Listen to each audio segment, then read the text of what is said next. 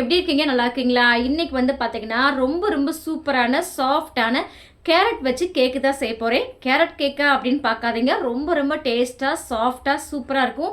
நம்ம சேனல்ல பார்த்தீங்கன்னா, ஆல்ரெடி ராகி கேக்கு, டேட்ஸ் கேக்கு, பனானா கேக்குன்ட்டு நெறைய வெரைட்டியான கேக் வந்து போட்டிருக்கேன். ஸோ நீங்கள் மறக்காமல் நம்ம சேனலை செக் பண்ணி பாருங்கள். ரொம்பவே யூஸ்ஃபுல்லாக இருக்கும். அதுவும் பார்த்தீங்கன்னா இந்த கேக்கு ரொம்பவே ஈஸியாக எலக்ட்ரிக் பீட்டர் இல்லாமல் மிக்ஸி மட்டும் யூஸ் பண்ணி செஞ்சுருக்கேன். ஸோ வாங்க இப்போ வந்து சூப்பரான சாஃப்டான கேரட் கேக்கு எப்படி செய்யலாம்னு சொல்லிட்டு பார்க்கலாமா? அதுக்கு முன்னாடி மறக்காமல் நம்ம ஜேஜே ஃபேமிலி சேனல் சப்ஸ்கிரைப் பண்ணிவிட்டு பெல் ஐக்கானை கிளிக் பண்ணிவிட்டு ஆல்னு கொடுத்துக்கோங்க. இப்போ வாங்க ஃப்ரெண்ட்ஸ், வீடியோக்குள்ளே போகலாம். ஃபஸ்ட்டு ஒரு மிக்ஸி ஜாரில் 3 முட்டை வந்து சேர்த்துக்கிறேன். ஃப்ரிட்ஜில் வச்சுருந்தீங்கன்னா நீங்கள் ஒரு 1 ஹவருக்கு முன்னாடியே வெளியே எடுத்து வச்சுருங்க. இப்போ இது கூட 3/4 கப்பு நான் வந்து ஜீனி வந்து சேர்த்துக்கிட்டேன். ஒரே மெஷர்மெண்ட்டாக நீங்கள் வச்சுக்கோங்க. அது ஒரு டம்ளரு இல்லை கப்பு எதுனாலும் ஒரே அளவாக சேர்த்துக்கோங்க. 1/4 கப்பு வந்து ரீஃபைண்ட் ஆயில், கொஞ்சமாக வந்து வெண்ணிலா எசன்ஸ் சேர்த்து நல்லா வந்து அரைச்சிட்டு வந்துட்டேன். இப்போ நான் ஒரு பாத்திரத்துக்கு வந்து மாற்றிக்கிட்டேன். 1 கப்பு வந்து மைதா மாவு, 1 ஸ்பூன் வந்து பேக்கிங் பவுடர், 1/4 ஸ்பூன் வந்து சோடா உப்பு, இது எல்லாமே சேர்த்து நல்லா வந்து சலிச்சு எடுத்துக்கிட்டேன். இப்போ இது கூட சூடான பால் வந்து 1/2 கப்பு வந்து சேர்த்துக்கிட்டேன்.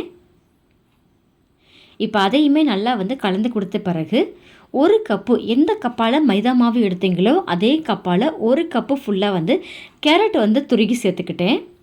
இப்போ இது கூட நான் கொஞ்சமாக வந்து டூட்டி ஃப்ரூட்டி வந்து கொஞ்சமாக மைதா மாவில் கலந்து வச்சுருக்கேன். இந்த மாதிரி சேர்த்திங்கன்னா நம்மளுக்கு ஒன்றோட ஒன்று ஒட்டாமல் நல்லா வந்து ஈவனாக இருக்கும். அதுக்காக இப்போ நம்மளுக்கு கேக் பேட்டர் வந்து ரெடியாக இருக்குது. இப்போ நான் கேக் டீனில் கொஞ்சமாக வந்து எண்ணெய் அப்ளை பண்ணிவிட்டு பட்டர் ஷீட் வந்து போட்டு வச்சுருக்கேன்.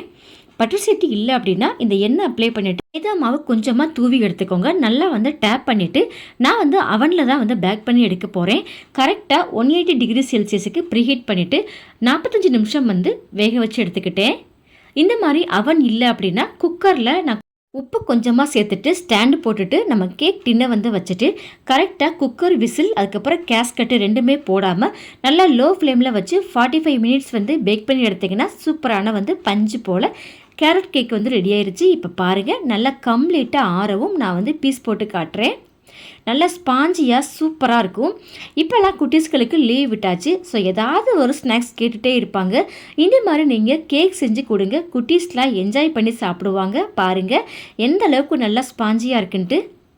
இந்த கேக்கை நான் பிச்சு காட்டுறேன் பாருங்கள். அந்த அளவுக்கு சூப்பராக சாஃப்டாக இருக்கும். டேஸ்ட்டும் சொல்லவே வேண்டாம். ஸோ மறக்காமல் நீங்கள் ட்ரை பண்ணிவிட்டு கமெண்ட் பண்ண மறந்துடாதீங்க. ஓகே ஃப்ரெண்ட்ஸ், நம்ம சேனலில் நிறைய வெரைட்டியான கேக் ரெசிபி இருக்குது. நீங்கள் ஒன்று ஒன்றா நீங்கள் செஞ்சு பாருங்கள். எல்லாருமே என்ஜாய் பண்ணி சாப்பிடுவாங்க. ஓகே ஃப்ரெண்ட்ஸ், இந்த கேரட் கேக்கு பிடிச்சிருந்தா மறக்காமல் லைக் பண்ணுங்கள், ஷேர் பண்ணுங்கள்.